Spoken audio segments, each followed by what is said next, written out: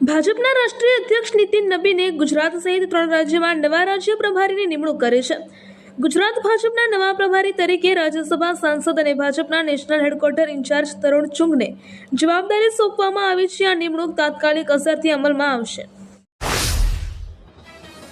ગાંધીનગરના સેક્ટર 16ના ડોલી પાન પાર્લરની આડમાં નશાના શોખીનોને ભારતીય બનાવટના વિદેશી દારૂ અને બિયરનો જથ્થો પણ વેચવામાં આવતો હતો, જેની બાતમી મળતા જ લોકલ ક્રાઇમ બ્રાન્ચની ટીમે દરોડો પાડી બુટલેગરને 25,000થી વધુના મુદ્દામાલ સાથે ઝડપી લઈ કાયદેસરની કાર્યવાહી હાથ ધરી છે। ગુજરાત સાયબર સેન્ટર ઓફ એક્સેલન્સે 1,071 કરોડના સાયબર ફ્રોડનો પર્દાફાશ કર્યો છે। ગુજરાતના અમદાવાદના સિનિયર સિટીઝન સહિત દેશભરના અલગ અલગ રાજ્યોમાં ડિજિટલ એસ્ટેટ, સાયબર ફ્રોડ અને ચાઇલ્ડ પોર્નોગ્રાફીના કેસના નામે ડરાવી લોકો પાસે પૈસા પડાવનાર મુખ્ય સૂત્રધાર BCA સુધી ભણેલા રફીકુલ આલમની ધરપકડ કરી છે।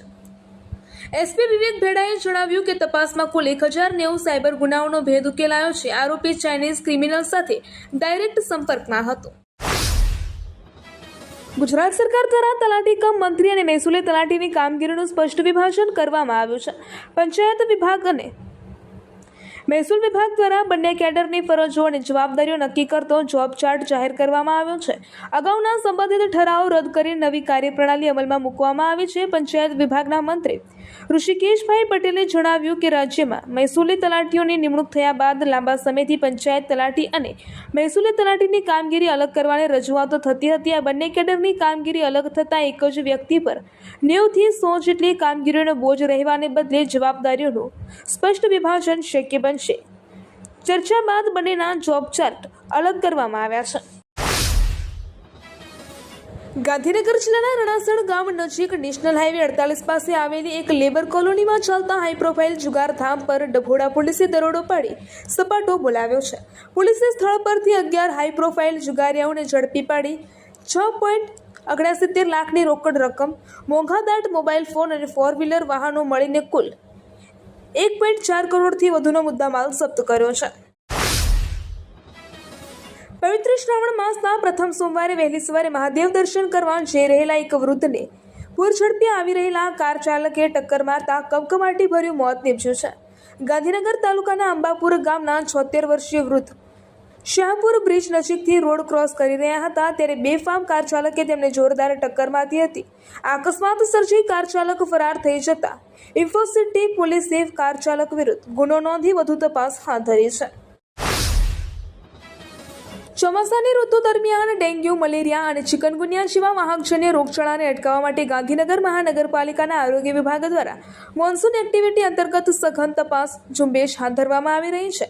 મહાનગરપાલિકાની આરોગ્ય ટીમોએ શહેરના અલગ અલગ ઝોનમાં બાંધકામ સાઇટ્સ, શૈક્ષણિક સંસ્થાઓ અને કોમર્શિયલ એકમોમાં આકસ્મિક દરોડા પાડ્યા હતા। આ તપાસ દરમિયાન મચ્છરોના બ્રીડિંગ મળી આવતા પ્રતિષ્ઠિત દિલ્હી પબ્લિક સ્કૂલ સહિત 2 શાળાઓ અને 23 નિર્માણાધીન સાઇટ પર કુલ 32 એકમોને નોટિસ ફાળવવામાં આવી છે, જ્યારે અગાઉ ચેતવણી આપવા છતાં સુધારો ન કરનાર 3 એકમો પાસેથી 15,500નો દંડ પણ વસૂલ કરવામાં આવ્યો છે। ગુજરાત પોલીસ દ્વારા સ્માર્ટ અને પ્રોએક્ટિવ પોલીસિંગ તરફનું મહત્વનું કદમ ભરતા ગુજરાત પોલીસ ઇનોવેશન ચેલેન્જ 2026 અંતર્ગત દેશની સૌથી મોટી સીસીટીવી ઇન્ટિગ્રેશન અને AI આધારિત હેકાથોનનું આયોજન કરવામાં આવ્યું છે।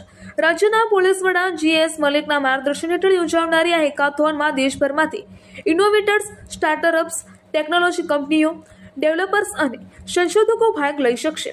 હેકાથોનનો મુખ્ય હેતુ અલગ અલગ વેન્ડર્સ, VMS પ્લેટફોર્મ અને નેટવર્ક પર કાર્યરત સીસીટીવી કેમેરાઓને એકસાથે ઇન્ટિગ્રેટ કરીને રાજ્યના 80,000થી વધુ કેમેરા સાથે કામ કરી શકે તેવી સ્કેલેબલ અને સુરક્ષિત પબ્લિક સેફટી ઇકોસિસ્ટમ તૈયાર કરવાનો છે।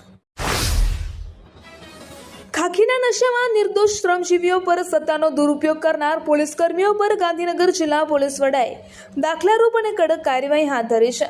14મી ઓગસ્ટે માણસામાં ચાની કિટલી ચલાવતા વયોવૃદ્ધ શ્રમજીવીને વિના વાંકે જાહેરમાં માર મારી ગોળી મારી દેવાની ધમકી આપી લોકઅપમાં પૂરી દેવાની જીદ પકડનાર ASI દિનેશ ચૌધરીને એસપીએ તાત્કાલિક અસરથી સસ્પેન્ડ કરી દીધો છે। સીસીટીવી ફૂટેજના આધારે લેવાયેલા કડક પગલાંથી સમગ્ર પોલીસ બેડામાં ભારે ફફડાટ વ્યાપી ગયો છે।